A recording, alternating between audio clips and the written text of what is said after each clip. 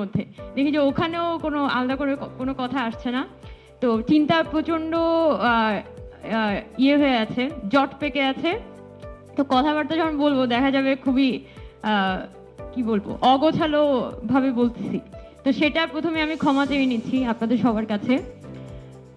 এখন আজকে রাফিদের সাথে একটা সিনক্রোনাইজেশন হয়েছে আমার, যে আমি লিটারালি কোনো টেকনিক্যাল আলাপ আজকে দিতে পারতাম না। মানে কোথায় কি দরকার, এই দরকার সেই দরকার, এটা আমি একদমই দিতে পারতাম না। আর রাফিদ ওই জায়গাটা খুবই সুন্দর করে আসলে উপস্থাপন করছে, যে কোথায় আসলে জায়গাগুলো কোথায়। আমি বরং লাস্ট এই গণভ্যুত্থানের আগে, কিছুদিন আগে এবং গণভ্যুত্থানের পরবর্তী সময়কালে আমার যে কিছু কিছু রিয়েলাইজেশন তৈরি হয়েছে সেগুলো আপনাদের সাথে শেয়ার করি, যদি আপনাদের সেখান থেকে কোনো উপকার হয় আর কি। তো আমি তো কবি সুফিয়া কামাল হলের একজন আবাসিক শিক্ষার্থী। তো যারা হলে আছেন, যারা হলে ছিলেন এই পুরা টাইমটা, জুলাই মাসটা এবং 17 জুলাই যারা হল থেকে বিতাড়িত হয়েছেন, তারা আসলে বুঝছে যে বিশ্ববিদ্যালয় কি জিনিস। আর এখান থেকে অপমানিত হয়ে বের হওয়াটা আসলে ওই দিন নেওয়া যাচ্ছিল না।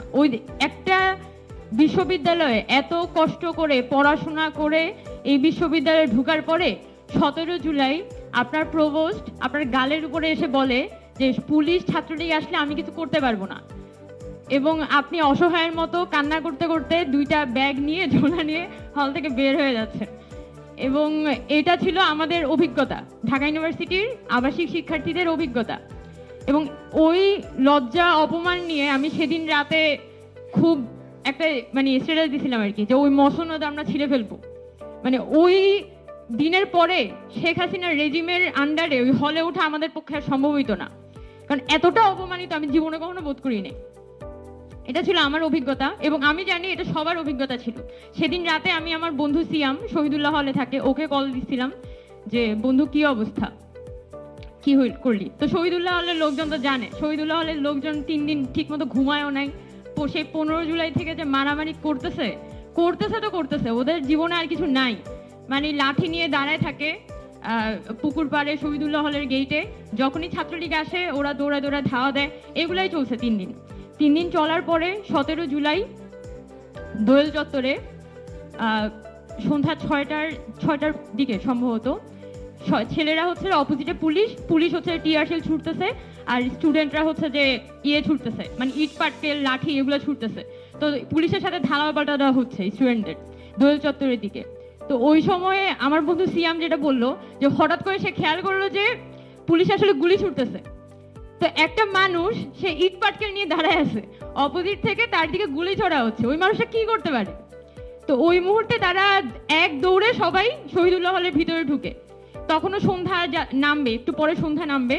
তো যখন সে শহীদুল্লাহ হলের ভিতরে ঢুকে তখন দেখে যে ভিতরে হলের কর্মচারীরা হ্যান্ডমাইক দিয়ে মাইকিং করতেছে যে সবাই হল ছেড়ে দেন, একটু পরে আপনারা যদি হল ছেড়ে না দেন তাহলে প্রভোস্ট কোনো দায়িত্ব নিবে না, এবং একটু পরে আপনাদের কোনো দায়িত্ব আমরা নিতে পারবো না। এবার আমার বন্ধু সে বুঝে না যে কি করবে এখন, সে তো জাস্ট তার ল্যাপটপটা আর একটা প্যান্ট আর গেঞ্জি নিয়ে বের হয়ে যায়। এবং যখন ওর বাড়ির জন্য বাসে উঠে, বাসে একটা মেয়ে সেম ও শামসুন্নাহার হল থেকে আসছে, ওই মেয়েটা অঝরে কান্না করতেছে। এত অপমান আমরা আমাদের জীবনে আমাদের ফেস করা লাগে নাই। এবং আমার হলের প্রভোস্ট ওই দিন বলল যে 17 জুলাই যেদিন আমাদেরকে হল ছেড়ে চলে যেতে বলতেছে, তখন সন্ধ্যা 7:30 বাজে। আমি যখন জানতে পারছি ঘটনাটা, তখন আমি আমার হাউস টিউটরকে কল দিয়ে হাউস টিউটর আসছে আমাদের ফ্লোরে, আমরা ফ্লোরের মেয়েরা কান্নাকাটি করতেছি। তো আমি হাউস টিউটরকে বলছি যে ম্যাম আপনার বাসায় গিয়ে আজকে রাত্রে থাকা যাবে, আমি কালকে সকালে একটা ব্যবস্থা করে নিব, এর মধ্যে একটা ব্যবস্থা করে নিব। তো ম্যাম ওইটা নিশ্চয়তা দিতে পারতেছে না যে উনি ওনার বাসায় আমাকে রাখবে এবং ওনার বাসা থেকে এসে পুলিশ আমাকে নিয়ে যাবে না, ওই নিশ্চয়তা আমার হাউস টিউটর আমাকে দিতে পারতেছে না। এবং আমার প্রভোস্ট যেটা গত 2 দিন আগে বললেন যে এনএসআই থেকে নাকি ওনাকে কল দেওয়া হয়েছিল 17 তারিখ সন্ধ্যাবেলা, যে উমামা ফাতেমা নামে যে মেয়েটা আপনাদের এখানে আসেন, ও যদি থাকে তাহলে ওকে হচ্ছে নিয়ে যাবে রাতের বেলা, ওকে আপনারা বের করে দেন। এটাই স্পেসিফিক্যালি উল্লেখ করে দিয়েছে প্রভোস্টকে। এগুলো ফেস করা লাগছে ঢাকা বিশ্ববিদ্যালয়ে আমাদের। তো আমি কেমন বিশ্ববিদ্যালয় চাইবো? এটা তো আমি আসলে এর থেকে বেশি কিছু ভেবে উঠতে পারতেছি না। যে এখন আচ্ছা, আমি অনেক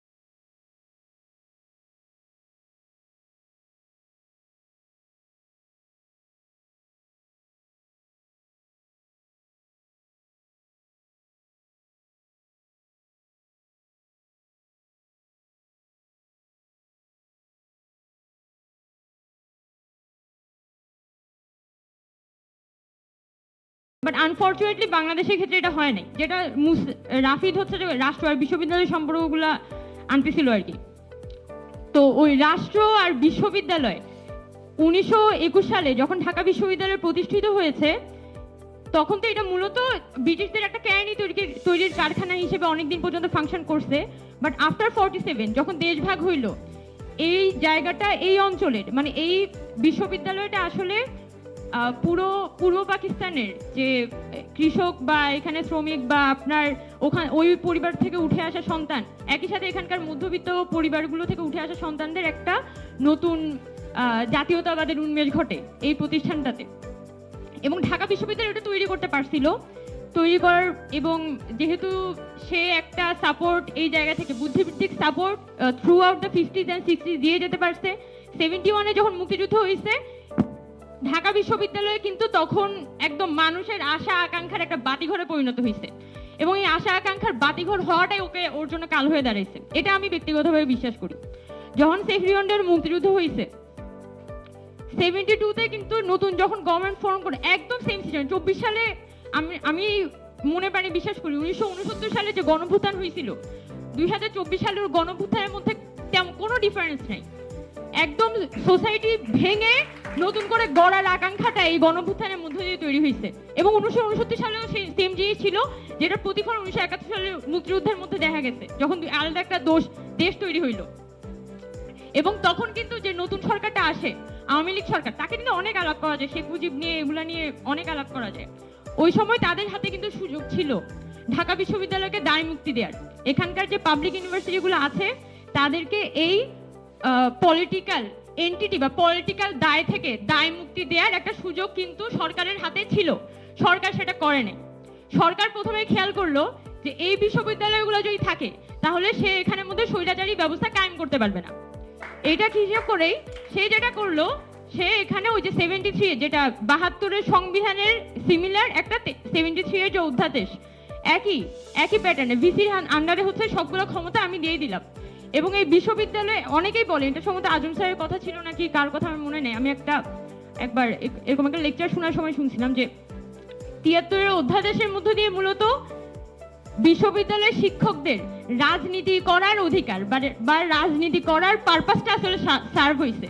প্রকৃত বিশ্ববিদ্যালয়ের এটা কোনো ইয়ে ছিল না, মানে বিশ্ববিদ্যালয়ের কোনো রূপরেখা আসলে এই 73-এর অধ্যাদেশ ছিল না। এবং 74-এ যখন বাকশাল কায়েম করছে, তখন তো যত বিশ্ববিদ্যালয়গুলো আছে সবগুলোই তারা কবজা করে নিল। এবং যে সুযোগটা 71-এর পরে, মানে 71-এর মুক্তিযুদ্ধের পরে বাংলাদেশের জনগণের সামনে তৈরি হয়েছিল একটা নতুন রাজনৈতিক বন্দোবস্ত তৈরি হওয়ার একটা সুযোগ, সেই জায়গাটা আওয়ামী লীগ পুরোটা নষ্ট করে দেয়। নষ্ট করে দিয়ে একটা স্বৈরাচারী ব্যবস্থা 53 বছর ধরে তারা কায়েম রাখে। এবং এই স্বৈরাচারী ব্যবস্থার একটা ব্রেইন চাইল্ড, বা এটা কি বলা যায়, মানে দেখা যায় যে তার কি বলবো, একটা মানে একটা সার্ভিস দিয়ে যায় এখানকার বাঙালি জাতীয়তাবাদের হেজিমনি বলি, মুক্তিযুদ্ধের আওয়ামীকরণ বলি, বা উন্নয়ন দর্শন বলি, সবগুলারই হচ্ছে যে আওয়ামী লীগের যত চিন্তা ভাবনা ছিল সবগুলোকে ন্যায্যতা প্রদান করছে কিন্তু এখানে ঢাকা বিশ্ববিদ্যালয় গত 53 বছর ধরে। কারণ সে যে চিন্তা কাঠামোর মধ্যে 71-এর পরে বিকশিত হয়েছে, সেই চিন্তা কাঠামো কখনো আওয়ামী লীগকে ভেঙে বেশি দূর যাওয়া তার পক্ষে সম্ভব ছিল না। এটাই ঢাকা বিশ্ববিদ্যালয়ের সব থেকে বড় সমস্যা ছিল। এবং 2024 সালে যে যখন গণঅভ্যুত্থানটা হলো, এখন তো আমরা বলছি যে একটা নতুন রাজনৈতিক বন্দোবস্তের প্রশ্ন এখানে আসছে, নতুন রাজনৈতিক আকাঙ্ক্ষা তৈরি হয়েছে, এবং আমাদের এখন কি দরকার? রাষ্ট্র সংস্কার দরকার, নতুন রাজনৈতিক বন্দোবস্ত দরকার। তো এই জিনিসটা কি, মানে নতুন রাজনৈতিক বন্দোবস্তটা কি? ওই মানে ঢাকা বিশ্ববিদ্যালয়ে কিন্তু 53 ইয়ার্স পর্যন্ত 2024 সাল পর্যন্ত ওই পারপাসটা সার্ভ করতে পারছে, যে একটা নতুন রাজনৈতিক বন্দোবস্ত যেটা আওয়ামী লীগ এবং আওয়ামী একটা হেজিমনি, ওই পারপাসটা সে 53 বছর পর্যন্ত সার্ভ করে যেতে পারছে। কিন্তু 2024 সালে এসে যখন পুরো সিস্টেমটা এখানে ফেল করছে, এবং অনেকের কথায় উঠে আসতেছে এখানকার টিচাররা তারা যে একটা মানে নতুন চিন্তা করতে পারবে ওই ধরনের ক্যাপাসিটি পর্যন্ত তাদের নাই, ইভেন স্টুডেন্টদেরও নাই। আমি এটা মনে করি অনেক একটা ভালো লেভেল স্টুডেন্টদের মধ্যে ওই চিন্তাটা আসলে গড়ে ওঠার সুযোগ হয় নাই। যেভাবে ছাত্রলীগের দখলদারিত্বের মধ্যে তাদের আসলে থাকা লাগছে, তাদের পক্ষে ওইভাবে একটা চিন্তা শক্তি গড়ে ওঠাটা, ওই পরিবেশটা আসলে স্টুডেন্টরা পায় নাই। যার কারণে ঢাকা বিশ্ববিদ্যালয়ে বর্তমানে কিন্তু একটা জলাবদ্ধতা তৈরি হয়েছে, সত্যি বলতে চিন্তার জলাবদ্ধতা, মানে একটা জায়গায় এটা আটকে আছে, ওই জায়গা থেকে উত্তরণ করতে হবে। এখন উত্তরণের অনেকে অনেক উপায় বলতেছেন যে এখানে ছাত্ররাজনীতি নিষিদ্ধ করতে হবে। ওকে ফাইন, কেউ যদি মনে করে যে ছাত্ররাজনীতি নিষিদ্ধ করতে চায়, বিশেষ করে আমাকে টার্গেট করে অনেকেই এর আগে বলছেন, যেহেতু আমি নিজে একটা ছাত্র সংগঠনের সাথে অ্যাফিলিয়েটেড, সো মেবি আমি ছাত্ররাজনীতি নিষিদ্ধ চাইবো না। বাট সরি টু সে, আমার মনে হয় যে যদি এখানে এটা পসিবল হয় যে 6 বা 7 মাসের জন্য, আমি মনে করি যে পরীক্ষামূলকভাবে একটা নির্দিষ্ট সময়ের জন্য ছাত্র রাজনীতি নিষিদ্ধ করে দেখা উচিত, যে এটার ইম্প্যাক্টটা কেমন আসে। আমার পার্সোনালি এটা মনে হয়, কারণ আবরার ফাহাদ মারা যাওয়ার পরে এই এরিয়াতে, বিশেষ করে বুয়েট বলি, ঢাকা ইউনিভার্সিটি বলি, এই জায়গাগুলোতে নতুন একটা পলিটিক্যাল সেটেলমেন্টে যাওয়া, এই ছাত্রলীগ, ছাত্রদল, ছাত্র শিবির, এই বড় বড় জায়ান্টদের বাদ দিয়ে এটা এক্সট্রিমলি টাফ হয়ে পড়ছে, এবং ছাত্র জেনারেল স্টুডেন্ট এটা ভয় পায়। একটা যে স্টুডেন্টটা কোনো ধরনের পলিটিক্সের সাথে অ্যাফিলিয়েটেড না, মানে সে তো ছাত্র ফেডারেশন চিনে না, আমাদের তো গুটি কয়েক মানুষ আমরা আছি, তাহলে ওই মানুষগুলোতে এটা ভয় পায়। এখন আমি যদি আমার রাজনৈতিক অস্তিত্ব নিয়ে প্রতি মুহূর্তে ভয় পাইতে থাকি যে আমি তো রাজনৈতিকভাবে বিলীন হয়ে যেতে পারি, তাহলে তো আমি একটা বৃহত্তর জাতিগোষ্ঠীর, একটা বৃহত্তর ছাত্রদের যে স্বার্থটা, তাদের যে একটা আকাঙ্ক্ষাটা, তাদের যে ভয়টা, ওইটাকে তো আমি ধারণ করতে পারবো না। এবং সেই জায়গা থেকে আমার মনে হয় যে এখানে যদি স্টুডেন্টরা মনে করে যে এখানে তারা ছাত্ররাজনীতি নিষিদ্ধ চায়, তাহলে তারা করুক, সমস্যা কি? কিন্তু এখানে একটা কথা আছে, আমি ছাত্ররাজনীতি নিষিদ্ধ চাইলাম, চাওয়ার পরে আমার আকাঙ্ক্ষার প্রতিফলনটা হবে কোথায়? নিশ্চয়ই তো আমার ছাত্র প্রতিনিধি লাগবে, তাই না? এবং সেজন্যই তো ডাকসু বলি, যত ধরনের ইউনিভার্সিটির ছাত্র সংসদ নির্বাচনগুলো এখানে চালু হইতে হবে, এটাই তো মূল কথা। এখন ছাত্র রাজনীতির যে এটা কি বলবো, ছাত্র সংসদ নির্বাচন আমাদের গত 1991 সালের পরে শেষ আর ডাকসু নির্বাচন হয়েছে 2019 সালে, এবং প্রত্যেকবারই কিন্তু কোনো না কোনো আন্দোলনের ভিত্তিতে এই ডাকসু নির্বাচন হয়েছে। এখন আমরা যদি এটা ডিসাইড করতে পারি যে আচ্ছা ঠিক আছে, প্রতি বছর অমুক একটা ডেটে, সে 31শে ডিসেম্বর, অথবা যেমন 2019 সালে 11ই মার্চ হয়েছিল, তাহলে প্রতি বছর 11ই মার্চ আমার ডাকসু নির্বাচন হবে। যদি এই সিস্টেমে হচ্ছে যে প্রতি বছর এই ডাকসুটা আমরা ফাংশন করাইতে পারি, তাহলে এখানে ছাত্ররা, আমার ভাই স্টুডেন্টদের উপর যথেষ্ট ভরসা আছে যে তারা ডিসাইড করে নিতে পারবে। এখানে অনেক পলিটিক্যাল গেম থাকে, কিন্তু তারা ডিসাইড করে নিতে পারবে যে এখানে তারা কি কোন গ্রুপকে ভোট দিবে, কোন গ্রুপ দাঁড়াবে। এটা আমার মনে হয় যে এখানে ডিসাইড করে নেওয়াটা সম্ভব, বরং এটা একটা নতুন জিনিস, হয়তো এটা এক্সপেরিমেন্ট করে দেখা যাইতে পারে। এবং মানুষের এখানে একটা কথা বলতে চাই, আচ্ছা এটা আমি আসলে স্যাররা মনে হয় ভালো বলতে পারবেন এটা সত্যতা অসত্যতা সম্পর্কে। তবে আমি যখন বাংলাদেশের ছাত্র আন্দোলনের ইতিহাস যে বইটা,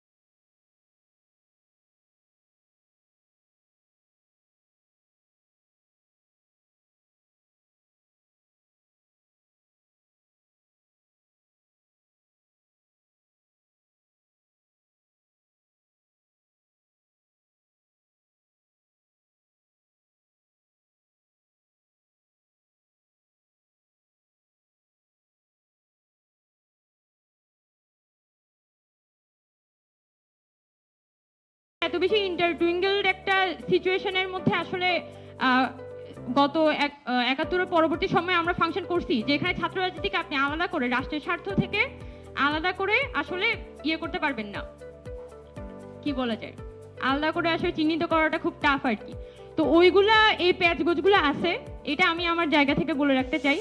তো কিন্তু সেই জায়গা থেকে যদি স্টুডেন্টরা মনে করে যে তারা এখানে ছাত্র সংসদ নির্বাচনের মধ্য দিয়েই শুধুমাত্র তার পলিটিক্যাল আকাঙ্ক্ষাটা বা তার ছাত্র প্রতিনিধি নির্বাচন করতে চায়, ওয়েল ফাইন, আমার এতে কোনো সমস্যা নেই। একজন সম্মত অনেকদিন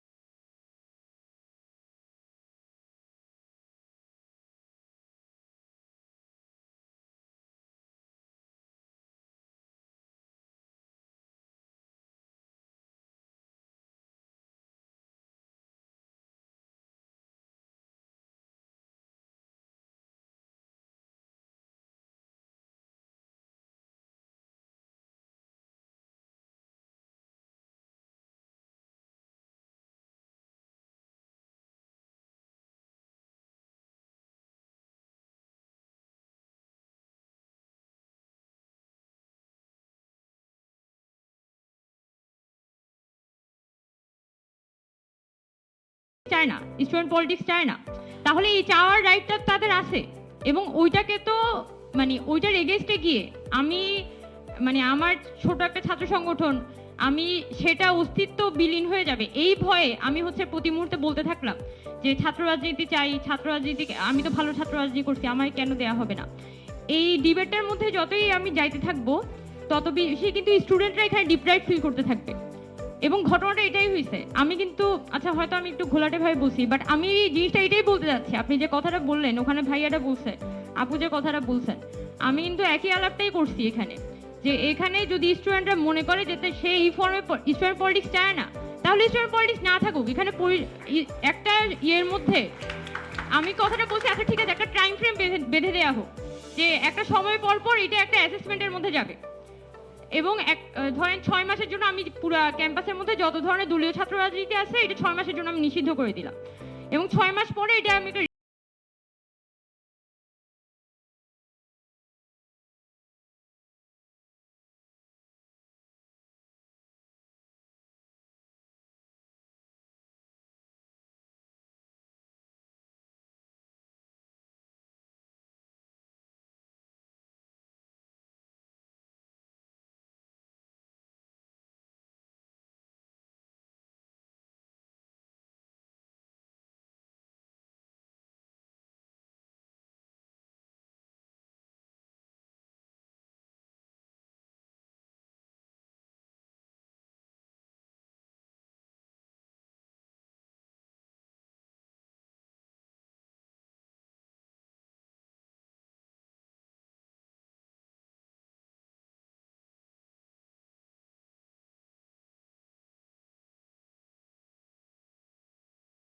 পক্ষে, কারণ একটা গ্রেটার উইলের এগেইনস্টে দাঁড়ায় 5 জন মানুষ দাঁড়ায় থেকে জাস্ট বিকজ আমার অস্তিত্ব বিলোপ হয়ে যাবে এই ভয়টার মধ্যে থেকে আমি হচ্ছে একটা গ্রেটার উইলের এগেইনস্টে দাঁড়ালাম। এটা আসলে ঐতিহাসিকভাবে কোনো বেটার ইফেক্ট আনে না। তো সেই জায়গা থেকে আমি মনে করি যে স্টুডেন্টরা যদি চায় তাহলে এটা আপাতত সময়ের জন্য বন্ধ থাকুক এবং তার সেটা একটা অ্যাসেসমেন্টের মধ্যে দিয়ে যাক। এখন ছাত্র রাজনীতি ক্যাম্পাসে কি ফর্মে চলবে না চলবে এটা নিয়ে মেলা আলাপ হইতে পারে, কিন্তু কারো তো এখানে ওই দিক থেকে কোনো দ্বন্দ্ব নাই যে আমরা হলগুলোর আসলে কোনো ধরনের দখল চাই না। এখানে বিশ্ববিদ্যালয়ের প্রশাসন একটা ঝামেলা করছিল আফটার 90s। এখানে কিন্তু সিট ডিস্ট্রিবিউশন হওয়ার কিছু সিস্টেম ছিল যে পলিটিক্যাল পার্টিগুলোকে এনে বসাইতো, যেগুলো ছাত্র সংগঠন সেগুলোকে এনে একটা টেবিলে বসায়, আচ্ছা ছাত্র দলের এতগুলো লোক, ছাত্রলীগের এতগুলো লোক, ছাত্র ইউনিয়নের এতগুলো লোক, সেই ফর্মে হচ্ছে যে এখানে কিছু কিছু রুম তাদেরকে বরাদ্দ দেওয়া হতো। এবং এটাই কিন্তু একটা হল দখল করার পুরো প্রেমিসটা তৈরি করে। একটা হলের মধ্যে গেল ভাই আমি ছাত্র সংগঠনগুলোকে গিয়ে সিট দিব, এটা তো প্রাথমিকভাবেই কোনো বিষয় হতে পারে না। কিন্তু এই ঘটনাগুলো ঢাকা বিশ্ববিদ্যালয়ে ঘটছে এবং বিভিন্ন বিশ্ববিদ্যালয়ে ঘটছে, স্টিল নাও প্র্যাকটিসড হয়। কিন্তু প্রথমত আমাদের ওই জায়গাটা তো আমরা সবাই ক্লিয়ার যে আমরা ক্যাম্পাসের যে হলগুলো আছে সেই হলগুলোর একটা সিটও আমরা তো কোনোভাবে পলিটিক্যালি ইয়ে করতে দিব না, অকুপাই করতে দিব না। তো অতটুকু যদি ক্লিয়ার হইতে পারে, অতটুকু যদি নিশ্চিত করা যায় যে স্টুডেন্টরা এখানে যে ধরনের রেজিস্ট্যান্স ক্রিয়েট করছে হলগুলা কোনোভাবেই আসলে আর আমরা আগের মতো দখল হইতে দিব না, একটা স্টুডেন্টও যাতে আমার এখানে বঞ্চিত হইতে না হয় সেটা আমরা নিশ্চিত করব। অতটুকু করলে আমি বিশ্বাস করি যে বাকিটুকু আপনি হচ্ছে যে ডিসাইড হয়ে যাবে। এবং সেটা হচ্ছে যে আপনারা যদি মনে করেন যে ছাত্র রাজনীতি আপাতত নিষিদ্ধ করে এটা হচ্ছে একটা রিঅ্যাসেসমেন্টের মধ্যে দিয়ে যান, সেই ফর্মেও হইতে পারে, কিন্তু হলগুলোর মধ্যে হচ্ছে কোনো ধরনের ছাত্র রাজনীতি চলবে না, কোনো ধরনের সিট দখল চলবে না। এই জায়গায় তো ঢাকা বিশ্ববিদ্যালয় বলি আমাদের বাংলাদেশের সকল বিশ্ববিদ্যালয়ের স্টুডেন্টরা আসলে একটা ঐক্যমতের মধ্যে পৌঁছাতে পারছি। এইটা হতে পারলে আমি শুধু এতটুকুই বলি, যদি এই ঘটনাটাই আমরা এস্টাবলিশ করতে পারি যে কোনো ধরনের সিট দখল হবে না, তাহলে সে বাইরে গিয়ে সে ছাত্রলীগ করলো কি ছাত্রলীগ দল করলো নাকি শিবির করলো এটাতে তেমন একটা আসে যাবে না। বরং তখন দেখা যাবে একটা স্টুডেন্ট চুজ করতেছে যে হ্যাঁ আমি শিবির করব, ওইটা তার ফ্রি উইলের ব্যাপার। কিন্তু যখন সিটটা দখল থাকে এবং তার ওইটা বাধ্য হয়ে শিবির করতে হয় তখন কিন্তু তার ফ্রি উইলের ব্যাপার থাকে না। ডিফারেন্সটা ওই জায়গায়, এটা আর কি। আচ্ছা আমি হচ্ছে যেহেতু বলছি যে আমার ঘুম টুম সব মিলায় মানে আলাপ আলোচনার মধ্যেও মনে হয় সেটা একটা প্রভাব পড়ছে। তো আমি হচ্ছে যে প্রথমত আপনাদের দুঃখিত বলতে চাই, আমি অনেক কিছু বলবো ভাবছিলাম, আবার দুইজন টিচার বসে আছেন, নিজার স্যার তো যে বইটা লিখছিলেন বিশ্ববিদ্যালয়ে নিয়ে, আমি মানে ওটার অসম্ভব ফ্যান বলতে গেলে, যে ওই বইটা পড়ার কারণে আমি বিশ্ববিদ্যালয়ে এটাকে নতুনভাবে দেখতে শিখছি। তো আশা করি আপনাদের সাথে আরো অনেক আলাপ আলোচনা হবে। এখানে যদি কোনো কোশ্চেন আমরা অ্যাড্রেস করতে না পারি বা আলাপ আলোচনা খুব বেশি বাজে হয়ে যায়, তাহলে আমাকে ক্ষমার সুন্দর দৃষ্টিতে দেখবেন। আর ইনশাল্লাহ আপনাদের সাথে তো ক্যাম্পাসে দেখা হচ্ছে, তো ওইটার জন্য তো ডায়াসের দরকার নেই। ধন্যবাদ।